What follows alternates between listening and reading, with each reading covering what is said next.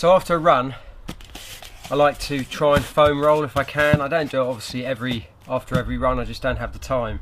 And just because I've done this race last week, I feel like I need to do quite a bit of maintenance. So I use just a totally smooth foam roller. I've used one of these ones in the past with knobbly bits. I think they're a bit too aggressive. And I also noticed when I used them on the back of my hamstring, I had lots of little lumps. And ever since I've stopped using it, my hamstring's now nice and smooth. So that was a bit of concern. So yeah, nice and cheap. This one, don't know what it's made from, but it doesn't matter. Anyway, nice and cheap, got on Amazon, whatever, easy. So foam rolling, I like to foam roll my Achilles. I like to foam roll my calf and then the front here. I don't know all the muscles. I'm no physio, so this is just self-taught. And then I do the top of the leg as well, the hamstring at the back and the quads, and I just make sure that I get round all the parts, the muscle parts, and then if I can get inside the groin as well, but that's a really hard one to find. So yeah, I really work quite easily. I don't know if you've seen people foam roll before, but if you haven't, this is how you do it. I like to quite aggressive because I've been doing a lot, and I put all my weight, cross my leg over like that, so I've got all my weight, and I just lift my body up off the ground, and I keep my legs, my arms nice and straight, and I've got a good, I'm a good bit of flexibility here. So all the weight now is pressured on my Achilles, and I'll just slowly roll that on the flat. It's quite sore. As I said, I had a race last week, and so my legs are definitely still in repair. And then what I'll do is I'll rotate my legs slightly, and I'll just foam roll on the side of the Achilles, nice and easy. That is sore. There's obviously a trigger point, a point there where I've got a bit of damage, so I go a bit slower over that. I don't overdo it, but that does hurt. And then I'll swap to the other side and do the other side, and then have a little rest, and then I'll move the roller up a bit further, and I'll focus now on the sort of middle part of the calf. So again, similar position, body up in the air. My bottom isn't on the ground, it's up in the air, and I'll just roll that again, nice and flat. If I don't really find any sort of sore points, I'll move on a bit quicker. But if I do, I'll stop and just go very slowly over that sore point. And then I'll just twist over like that on that side.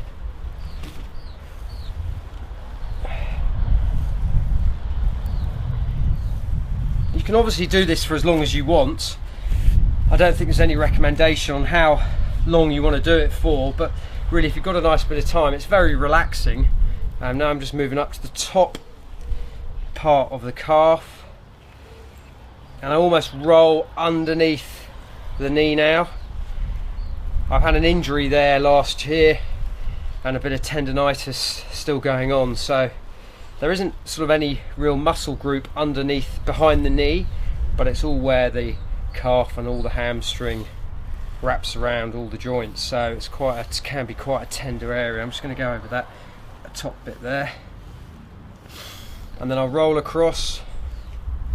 Sometimes you can just roll right like that, it's quite nice. Okay, and then I'm going to switch over and do the front part, and again just like that, same sort of thing. It's a really good workout for the abs as well.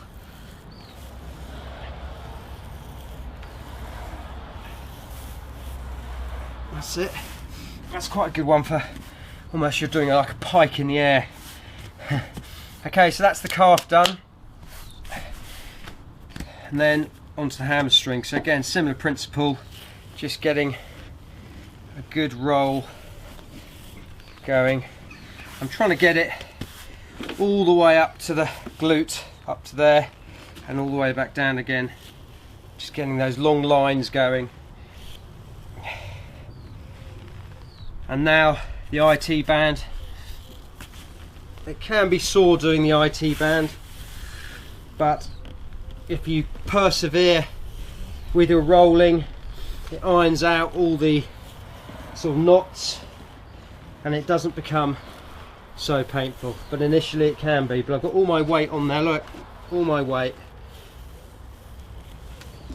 going right up into the hip flexor. That's it. That's the IT band, and then that's underneath. Now this part here is really difficult.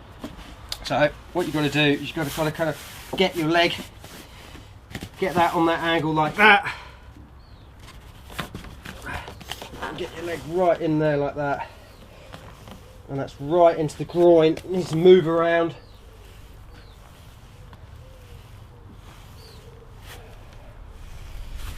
It's a difficult one, that.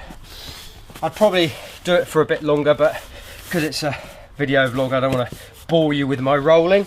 And then quads, get all your weight on there and just right up to the hip and all the way down to the knee. You can really feel little areas where it's sore. It's definitely sore on the hip flexors. That's it. Now that's the leg done. I'd obviously repeat it on that side. You've also got the glute here, which mustn't be forgotten because it's a large muscle and it causes all sorts of problems. So to get on the glute, this is a tough one. With the it's less challenging with a foam roller, but if you get a ball, I haven't got one here, but if I get a ball I can show you. But anyway, so you lean across like that, get that leg right over like that, and you're now sort of on that glute there. Hold on, let's get, sorry, wrong leg, that's the right leg. And then that's now, you can really feel that right in the glute there, and you can sit down on that, and that is quite sore. As I said, if you've got a ball, a hard ball, and swap the foam roller out, you can get right into that glute.